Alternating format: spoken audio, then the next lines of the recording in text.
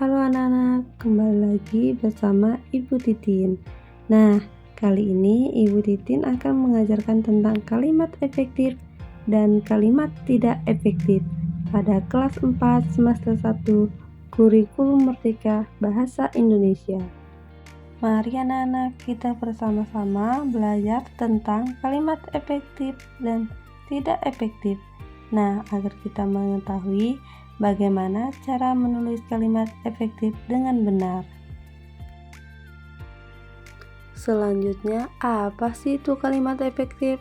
Nah, kalimat efektif adalah kalimat yang disusun sesuai kaidah-kaidah kebahasaan yang berlaku. Susunan kata, ejaan, tanda baca, atau strukturnya harus sesuai dengan kaidah-kaidah bahasa Indonesia. Selanjutnya, ada kalimat tidak efektif. Apa sih itu kalimat tidak efektif? Nah, kalimat tidak efektif adalah kalimat yang tidak berhasil menyampaikan pesan dengan jelas, tepat, dan efisien. Kalimat jenis ini seringkali membingungkan, tidak koheren, bertele-tele, atau mengandung kesalahan tata bahasa sehingga mengurangi kualitas komunikasi. Selanjutnya, ada beberapa ciri-ciri kalimat efektif. Yang pertama, kepaduan struktur atau kesatuan gagasan.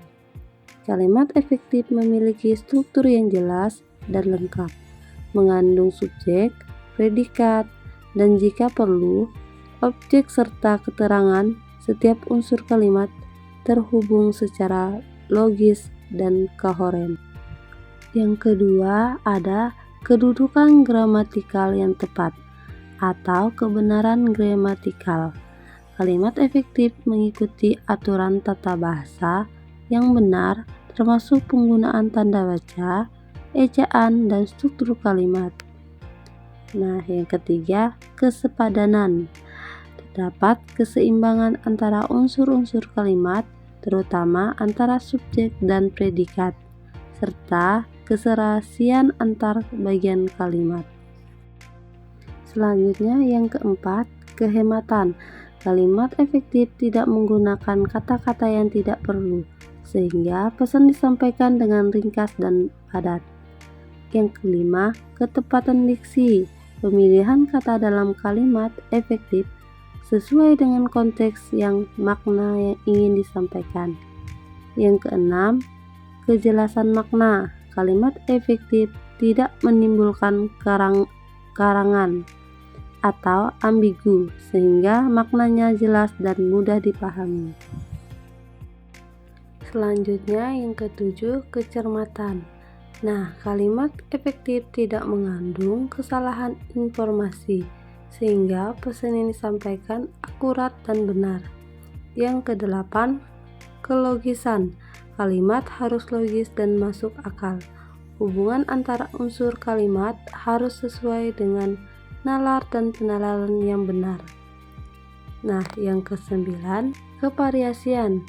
Penggunaan variasi struktur kalimat untuk menghindari kebosanan dan menjaga ketertarikan pembaca atau pendengar. Selanjutnya juga ada ciri-ciri kalimat tidak efektif.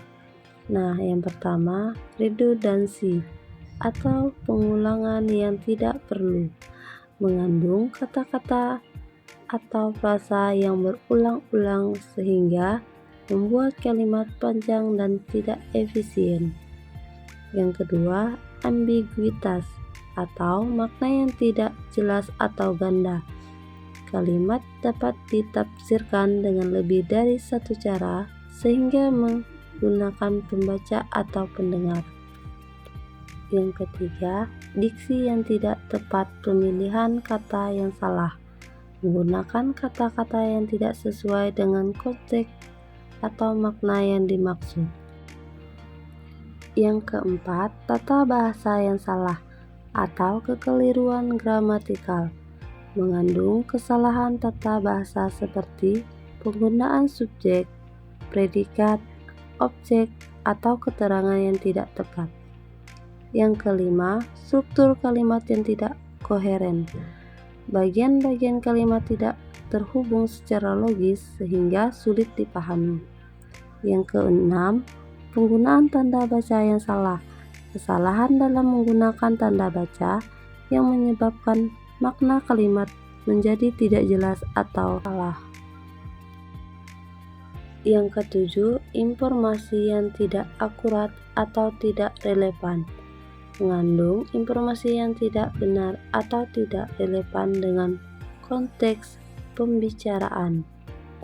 Yang kedelapan, penganjangan kalimat atau bertele-tele. Kalimat terlalu panjang dan kompleks sehingga sulit dipahami.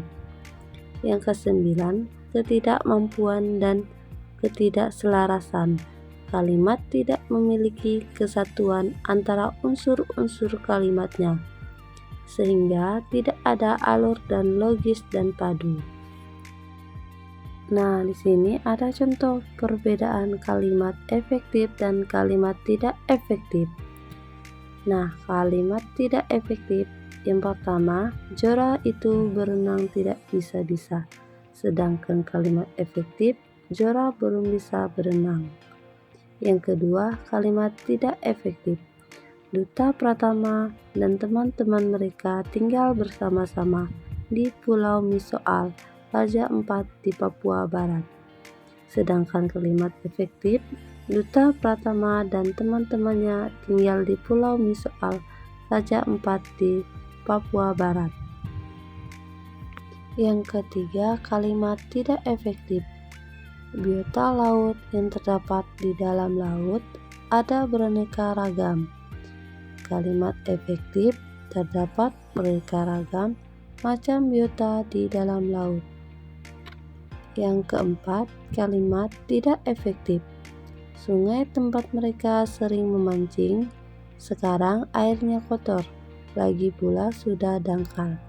Sedangkan kalimat efektif, air sungai itu sekarang kotor dan dangkal. Dahulu mereka sering mancing di sungai itu. Selanjutnya ada syarat kalimat efektif. Nah, yang pertama memiliki subjek dan predikat yang jelas. Nah, dengan cara menghindari penggunaan kata depan sebelum menyebutkan subjek. Contohnya, bagi semua mahasiswa perguruan tinggi, ini harus membayar uang kuliah. Nah, itu dinyatakan kalimat tidak efektif.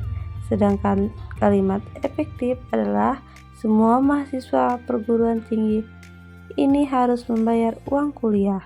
Nah, itu dinyatakan kalimat efektif yang benar. Yang kedua, tidak terdapat subjek ganda. Nah, subjek ganda dapat membuat kalimat menjadi tidak terfokus, sehingga maknanya menjadi sulit dipahami. Contohnya, menyusun laporan itu saya dibantu oleh para dosen. Nah, itu dinyatakan kalimat tidak efektif.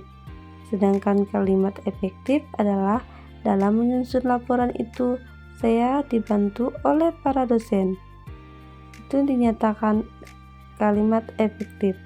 Nah, pada kalimat pertama terdapat dua subjek, yaitu menyusun laporan itu dan saya. Maka dinyatakan itu kalimat tidak efektif. Yang ketiga, predikat kalimat tidak didahului. Nah, oleh yang pemunculan kata yang dapat menghilangkan predikat dalam sebuah kalimat. Contohnya, sekolah kami yang terletak di depan bioskop Surya. Nah, itu dinyatakan kalimat tidak efektif. Sedangkan kalimat efektif, sekolah kami terletak di depan bioskop Surya, itu dinyatakan kalimat efektif yang benar.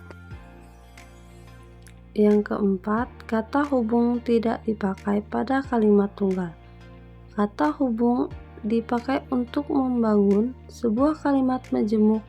Oleh karena itu, kata hubung tidak boleh ada di kalimat tunggal.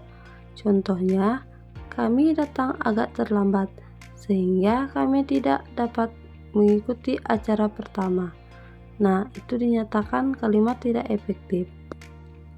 Sedangkan kalimat efektif, Kami datang agak terlambat sehingga kami tidak dapat mengikuti acara pertama. Nah, itu dinyatakan kalimat yang benar atau kalimat efektif. Kami datang agak terlambat, oleh karena itu kami tidak dapat mengikuti acara pertama. Benar jika ingin tetap menggunakan kalimat tunggal, kata sehingga bisa diganti dengan oleh karena itu. Nah, anak-anak, di sini ada kesimpulan dari kalimat efektif. Nah, kalimat efektif adalah kalimat yang mampu menyampaikan pesan dengan jelas, tepat, dan mudah dipahami oleh pembaca atau pendengar. Ciri-ciri kalimat efektif meliputi kebenaran struktur, ketepatan makna, kepaduan, kesejajaran, bentuk, kehematan, kebakuan, pemilihan kata yang tepat, menggunakan struktur yang benar, dan penerapan aturan tata bahasa yang sesuai. Sebaliknya, kesimpulan dari kalimat tidak efektif. Kalimat tidak efektif adalah kalimat yang tidak dapat menyampaikan pesan dengan baik karena adanya ketidakjelasan, kebingungan, atau penggunaan kata yang berlebihan dan salah struktur. Ciri-ciri dari kalimat efektif termasuk ambiguitas, pengulangan kata yang tidak perlu, kata yang berlebihan, kesalahan ejaan atau tata bahasa, ketidaktepatan makna, kehilangan subjek atau predikat, dan hubungan logis yang lemah.